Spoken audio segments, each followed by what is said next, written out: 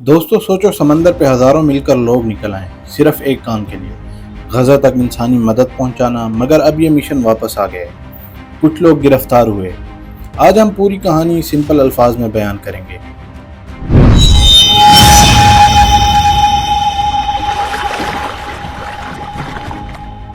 Global south flotilla एक civilian mission था।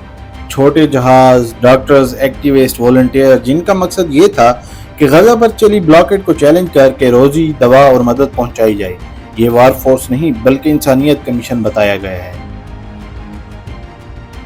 Late अगस्त से फ्लोटिला ने सेल किया। इसराइल ने कहा कि वो ब्लॉकेट को तोड़ने नहीं देगा। फिर एक दिन इसराइल की नेवी ने जहाज़ों को रोक दिया, उनको हाई सीज पर कैप्चर किया और कई वॉलंटियर को गिरफ्तार करके ज़मीन पर ले गए।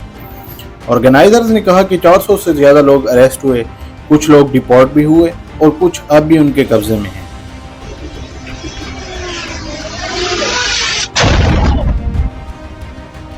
इस फ्लोटिला में कुछ मशहूर एक्टिविस्ट भी थे, जैसे ग्रेटा थुनबर्ग का जिक्र हुआ और ऑस्ट्रेलियन शिप कैप्टन मेडेलिन हबीब को अरेस्ट करके हाई सिक्योरिटी जेल में रखा गया। इनके अलावा सेनेटर मुश्ताक पाकिस्तान से, उनको भी गिरफ्तार किया गया।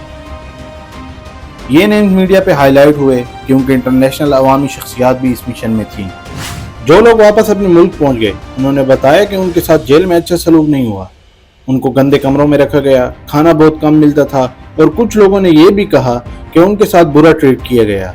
ग्रेटा जैसे मशहूर लोगों ने भी अपनी तकलीफ शेयर की। इसराइल ने इन बातों को झुठलाया, लेकिन दुनिया भर के लोग इन रिपोर्ट से परेशान और नाराज हुए। कई एक्टिविस्ट को जेल से निकालकर उनके मुल्क वापस भेज दिया गया। जब वो घर पहुंचे तो लोगों ने उनका बहुत गर्मजोशी से खुशामदीद किया। ये लोग कहते हैं कि वो हिम्मत नहीं हारेंगे और फिर से कोशिश करेंगे। उनके वापस आने से इस मिशन की आवाज़ और भी ज़्यादा बढ़ गई। अब ये मसला सिर्फ मदद तक नहीं रहा, बल्कि कानूनी और सियासी भी बन गया है। इसराइल कहता है कि उनका समुद्री ब्लॉकेट बिल्कुल लीगल है, जबकि फ्लोटिला के लोग कहते हैं कि इंसानी मदद को रोकना जुल्म है। कई मुल्कों ने इसराइल से कहा कि वो गिरफ्तार लोगों के साथ इंसानियत वाला सलूक करें। जब ये सब हुआ दोस्तों, तो दुनिया के कई हिस्सों में लोग सड़कों पर निकल आए, प्रोटेस्ट हुए, लोगों ने सोशल मीडिया पर वीडियोस और पोस्ट शेयर किए और ये खबर हर जगह वायरल हो गई। लोग कैदियों के लिए दुआएं कर रहे थे और उनको सपोर्ट दिखाने के लिए रैलीज निकाल रहे थे। पाकिस्तान में भी लोगों का रिएक्शन बहुत स्ट्रांग था। सेनेटर मुश्ताक अहमद खान, जो इस फ्लोटिला का हिस्सा थे, उन्हें भी इसराइल ने गिरफ्तार कर लिया।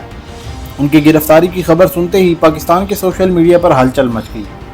बाद में जब सेनेटर मुश्ताक अहमद रिहा हुए तो उन्होंने मीडिया से बात करते हुए कहा कि उनके साथ जेल में अच्छा सलूक नहीं किया गया। उन्हें गंदे कमरों में रखा गया और बहुत ही कम खाना मिलता था और वहाँ पर बच्चे भी मौजूद थे जो कि गिरफ्तार थे। उन्होंने कहा कि ये सब देखकर उनका जज्बा मजीद बढ़ गया कि इंसानी मदद का रास्ता कोई भी नहीं रोक सकता। पाकिस्तान की हुकूमत ने भी फौरन रिएक्शन दिया।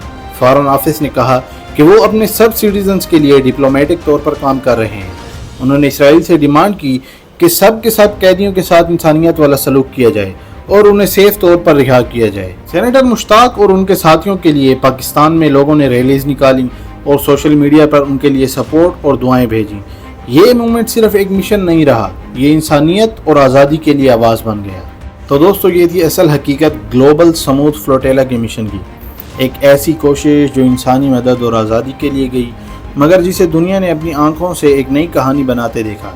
हमने सिर्फ वो बातें शेयर की जो ग्राउंड रियलिटी में हुई, ताकि आप तक असल सच पहुंच सके।